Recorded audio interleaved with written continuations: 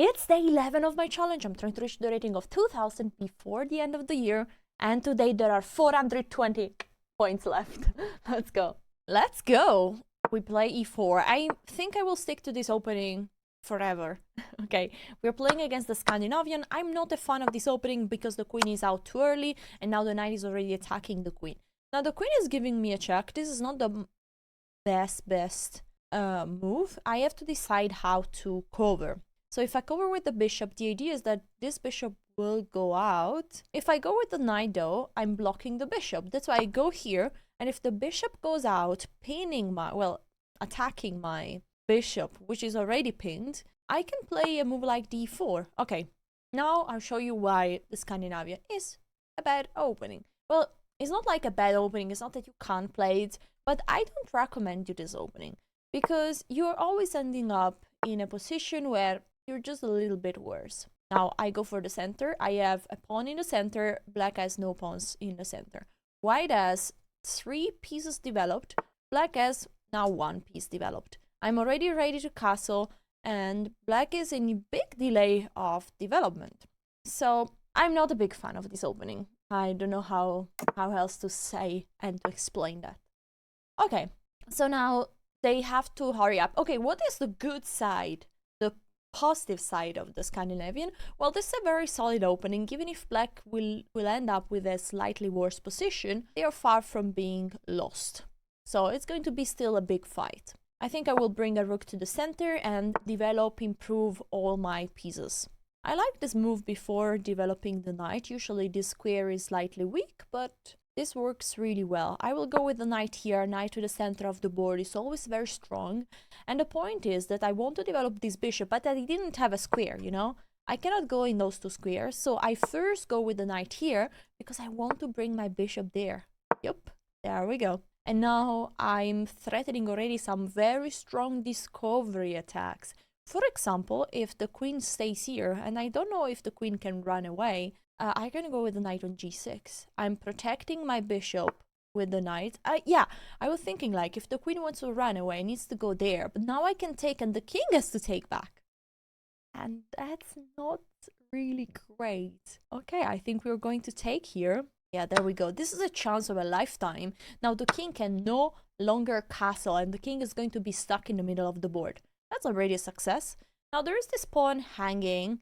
And if you have seen the previous videos, you know that this is a poison pawn, meaning that black needs to be really careful to capture it. In this precise situation, there is one very important thing that we have to see, is that after this pawn is captured, this knight will be hanging. On the other side, after this pawn is captured, white has a very simple move to win back the pawn, to play rook here and then to take this pawn behind. So the only thing we have to make sure is that this knight will be protected, or that we can just sacrifice the knight, if it makes sense. So one move that seems very logical is to play queen d2. I'm connecting the rooks and I'm protecting this knight, so that after queen here, queen takes, we can go with the rook there. The queen has to move and then we take here with check.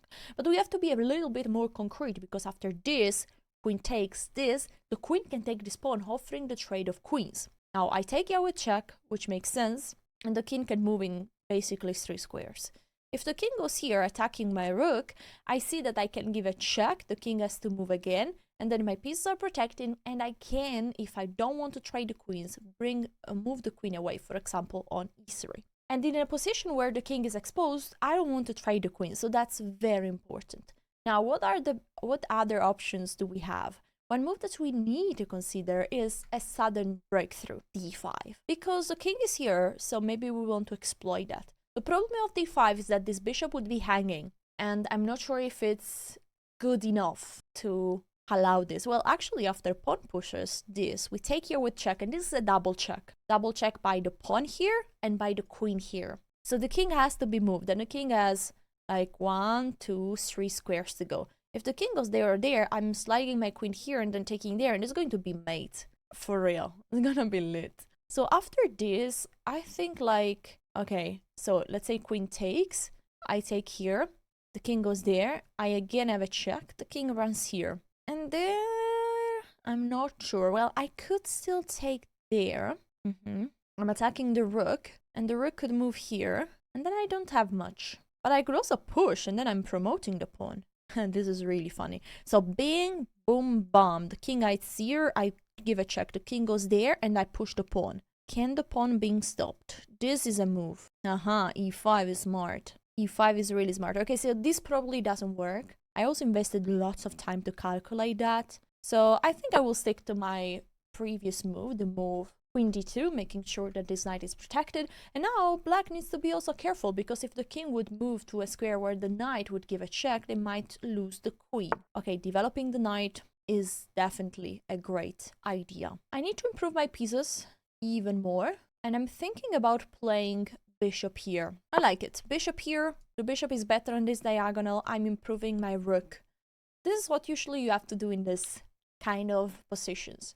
You don't have a clear breakthrough with a pawn. I mean, this one could be an option at some point, but right now it doesn't seem really a thing.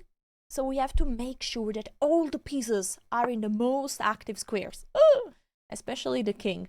Sorry, I thought like that after bishop there, the king has to take, but actually if I take, the queen can also take back. So I'm probably not going to be the first one to trade.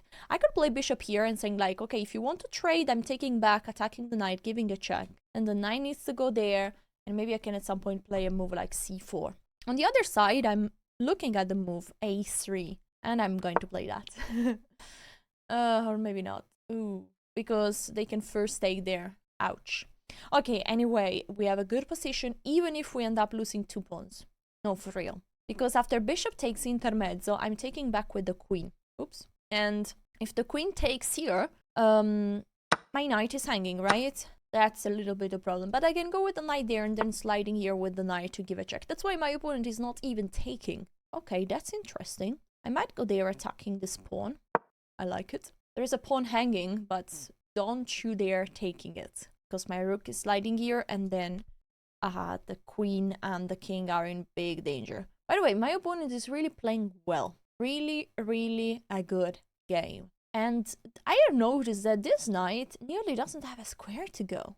So the knight cannot go here, there, there. We need to find a path to activate the knight. The knight would be lovely on e5. A lovely knight. Also on c5 is not bad. So this could be a possible setup. But once we play this move, knight here, b6 can be played, and then we cannot go there anymore. So I'm not sure if that works. On the other side, if b6 is played, then this pawn is even weaker. Okay, let's go. Let's go. And also, after b6, we could play c4 and start to prepare the move d5, which would be really nice. Really nice. I love the move d5. If we can open up everything in the center, that is going to be brutal for my opponent. Brutal. Alright, so we bring the queen back. Now, I think here is a good square, because if I go here, there is this knight move, which is not really a problem, but... Okay, maybe we go there, actually. Because even if the... Wait! Okay, so the knight is threatening mate. So in the case the knight goes there, we have to take. But it's okay, my knight is going to dominate that bishop, kind of. But, I mean, we're threatening really strong things here. We have the move c5. We have the move d5.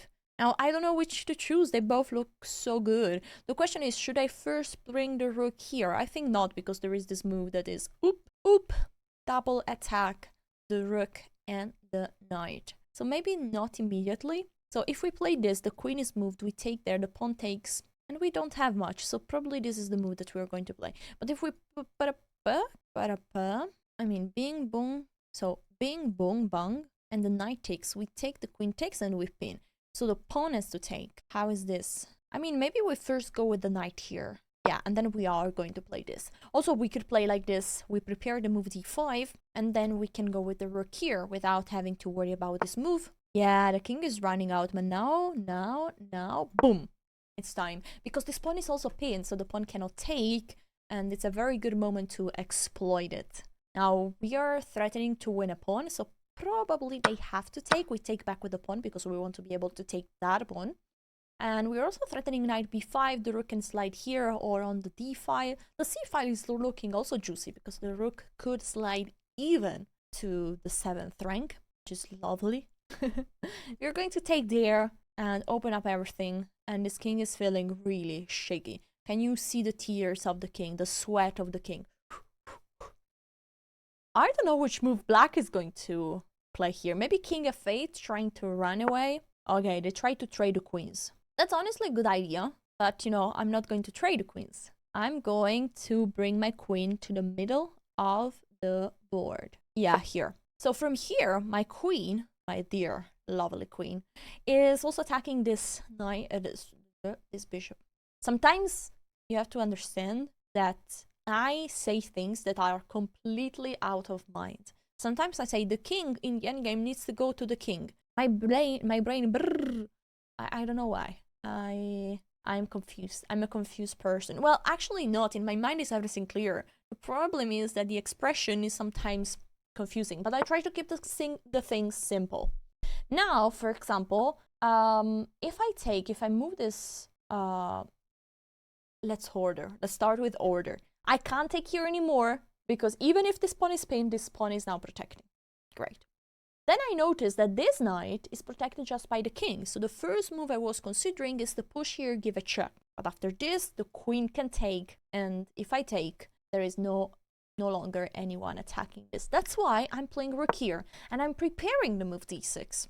Now this knight is still hanging. d6 is a threat, a real threat. Because after queen takes, I'm gonna take here. Now the rook is protecting, but I'm not sure if this is enough. Because if I do this, the rook takes. Okay, maybe I play b4. Ooh, this is lit. This is really nice. Because now I can't take here because the queens are getting traded and I don't want to trade the queens. I also have just 1 minute on clock. Anyway, the queen cannot stay here, right? The queen has to move away. And at the next move, I'm able to take here. Just the queen could go also there, which is disgusting. Because I don't want to trade the queens. I really don't. Okay, in that case, we can just move the queen back here, I think, and still the threat is huge. It's very nice to notice that the knight is protected by the queen. Oh, the queen went there. That's awkward. Can I just push here? I just want a piece, right? I'm just pushing. Now, if the rook takes, thank you very much. If the king moves, thank you very much. I think we're just now collecting material, but there is just 1 minute to go. So if I don't rush, I will be lost on time and cry after this game. And remember, guys, if I lose any game at any point, there will always be a punishment for the next one. And the punishments are not so fun, for real. So we gotta win. We have 1 minute to go. We can do it. Okay. GG's. Oh my god. Here, in this position, I missed a sick move. I traded here the knight to bring the king out to the party, but actually there is a way to trap this queen. I will not tell you the move, you gotta find it. I just say that it's a silent move that is preparing the queen to getting trapped. The queen right now cannot go here. So let's see, the queen cannot go there, cannot go there, cannot go there, cannot go there, cannot go there. So the queen is just this square, this square, this square. Okay, let's do it in yellow, like this, they are more visible. And this square. The queen cannot go there. So is there a move that can control this square in order to win the queen at the next move, right? Let me know in the comments. I gave you lots of hints. This is one more time why going out with the queen too early is a problem. New game. Trisky from Indonesia, right? Yeah, I'm a master in flag. Okay, e4, e5, there we go. Ooh. We are facing the king's gambit. That's very fun. So, I think a very simple line to play against the king's gambit is the counter gambit. We are not going to take, we are not going to defend, we are going to counterattack. Now, if they take here, we take there. If they take here, we take there. So, no matter what pawn we take the other one. There we go. And we traded the pawns in a very fancy way. Now, we have to develop quickly and try to win this pawn. This is the idea. For example, we go with an idea, we want to take there, protect this pawn at the same time, have an extra pawn, develop the pieces, castle, win the game. But white is going also to make some moves, so it's not going to be super easy. Yeah, c4 is a very logical move, protecting this pawn. Now, this pawn is so annoying because it's avoiding our knight to go out that we need to get rid of it. That's why a very typical move is to play c6. c6 is trying to trade this pawn and to develop this knight with tempo. Usually they take, because if they don't take, they lose a pawn, right? There is no way. Even if they protect with the knight, I'm going to take, and then take at the end with the queen. So usually they take there, I'm taking back. And now, usually the move d4 has lots of sense. Right now the material is equal, and there is a problem. Every time your opponent plays a move, remember to ask what's their idea. Now with d4 they're controlling the center, but attention, they also unlocked the diagonal for the bishop. And this pawn is now in trouble. That's why I need to protect it. And I'm developing a piece by protecting it, and I'm ready to castle. That's really good. My next moves are going to be castle and maybe bishop here, pinning this, trying to exploit the weakness of this pawn. There we go. I think we're going to castle. Simple and effective. Now, how to move on? Could develop this bishop here. I like bishop here because we develop a piece and we are also ready maybe to bring a rook there. And the rook here is really nice because I might be able to sacrifice a knight there at some point. And after the queen takes, to go with the bishop there, and then I'm pinning the queen, winning the queen.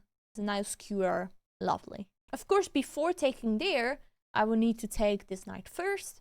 Bishop takes and then take here. And once the queen takes, I go with the bishop there. Before that, I need this move to be played. That's why I played this exactly.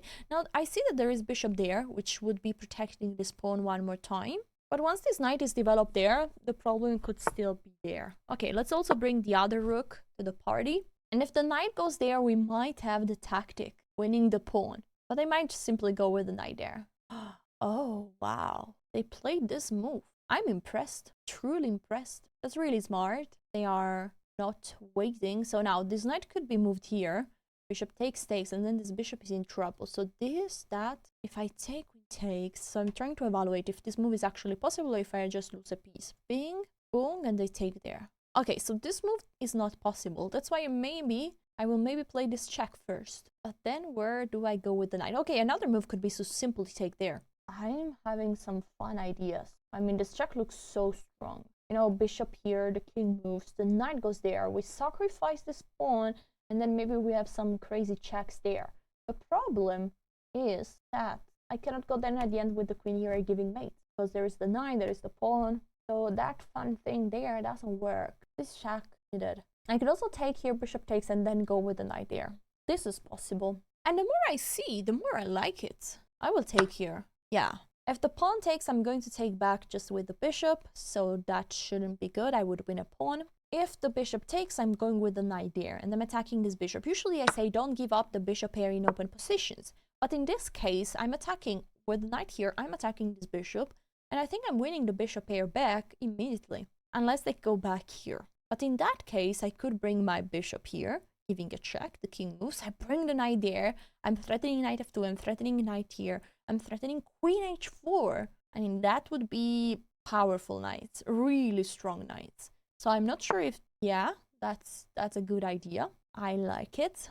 And now what? I mean, I can take and go with the knight there no matter what. I really like that. I really like that. Yeah, even if the queen can go there, threatening mate. And then how do I protect it? But push, go with the bishop here. I could also simply play this move, and I like it. There we go. We are controlling this diagonal and leaving the threat basically there. If the bishop moves back, we can go with the other knight here, which is super strong. What if the knight is getting developed here or there? I think this is going to be my opponent's next move. I think I can just take there. Ooh! Why is the knight going there, honestly? I don't like the square. I think it's a little bit too passive. I'm going to take here. Yes, spam. Actually, now that I see well, after queen there, this pawn is hanging. So if I play knight there, the queen is taking. I don't like it. Maybe I have to go with the bishop here, protecting first. But then the knight goes there. It's not ideal. Okay, we can play maybe queen here. Oh, yeah, that's a great move. So we're attacking this little knight. Oh, maybe it's a bad move because there is knight there. I don't want to trade the queens. Listen, that's a bit problematic now, but we fight.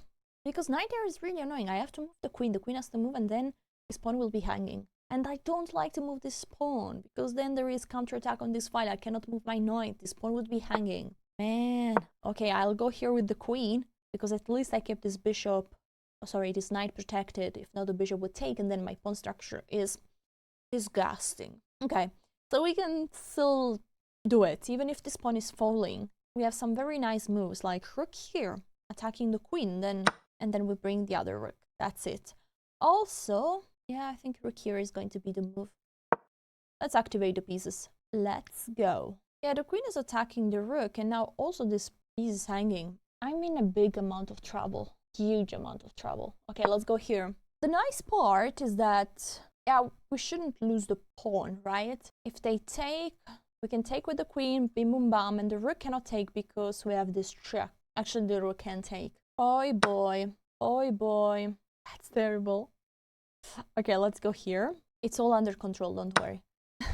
I have fewer time and I am 1/2 pawns down. But I have a strong bishop. This is what will save me. So one thing that you have to remember, once you're losing, do not give up. Because usually your opponent always gives a chance if you keep putting pressure. Try to keep all your pieces aggressive, showing strong positions, and trying to always make sure that your opponent still has to solve some problems. Don't make it too easy for them. Don't trade easily so many pieces. For example, now I'm trading the queens because if I would have taken with this pawn, I'm basically nearly getting mated. So would be too danger. Oh. Oh. Oh. Oh. Interesting. So they are not. I was thinking about sacrificing the queen, but that doesn't work because the queen is taking your intermezzo. I have to take and then they take. And this endgame is not a big deal, even if I'm just a pawn down. So maybe it could be a good chance. I could also just move my queen. Is there any other tactic? Because I have to be careful, this pawn would be hanging. So maybe queen here could simply be a move. They can take there though. Let's go. I like keeping the queens on the board. Okay, I think I will go with this move. If I play this, the pawn is pushed. But what if I go here? Attention. This is getting spicy. Imagine if they play queen there, thinking that they can trade the queens. I think I have mates. I can take. King takes. I give a check. The king goes there. I give a check. Okay, they went with the queen here protecting. I will play bishop here, attacking the queen, giving another chance to go wrong, to play queen c6. Because it seems great. You're attacking the queen, you're threatening mate. And if I trade the queens, that's probably game over. But there is this sacrifice. And then the king has to take. I give a check. The king goes there. I give a check. If the king has just this square and that it's a mate, so the king has to go back either here or there. If they go there, I go here and it's mate. If they go there, I give this check. I mean, I have at least a draw, so I can give check. But I can try to give this check. The rook covers. Yeah, but then I'm not sure. Check. The king goes there. Check. Oh, the queen is there. So the queen is now able to cover. So I will just hide here. Just protecting the rook. I'm 2 pawns down. But hey, we have an attack going on. Oh. Wait, no, maybe? No? So I take, then this, the queen goes there. Queen is covered. We have to be spicy and fast. I will play queen here because I'm attacking there and also keeping this pawn protected. Then I think h6 is gonna be the move because I need to keep this pawn protected. Sorry, I need to give the king a square. This pawn is protected 1, 2, 3 times. So it should be alright. Should be barely alright. Oh, this move is a blunder because the queen is no longer protecting and I can snap this pawn. Tactics. And mate. Oh, that was really close. So my biggest mistake here was to play bishop there. Because as we saw later, this bishop needed to be here to protect this pawn. So the best move would be to keep going with my plan. My plan was right. The queen has to take. Or, okay, also the rook could take. But if the rook takes, I like knight g4. Then I'm going to play knight, queen here, threatening mate. The knight is sliding here. That doesn't look any good. And if the queen takes, which looks to me like the best move, rook e3 is very strong, very powerful. And once the queen goes back home, now I would love to go with the knight there, but the queen is looking at this. That's why here, I'm looking at the engine. There is such a great move. How can you allow at the next move to go with the knight there? Well, with the move f3. You're just interfering with this diagonal, sacrificing a pawn. if this pawn is taken, now it's true you cannot go with the knight there, but the knight has another square. Then the queen is joining. The rook, the queen is going to give mate here. The knight is going to jump here with check. This is a disaster. Black is, you see, it's completely lost. So bishop c5 was a huge mistake. And later on, I was in big trouble. I mean, in this position, I'm completely lost.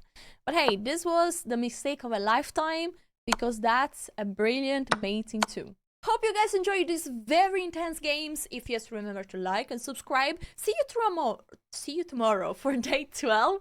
And if you missed day 10, here you are. Ciao!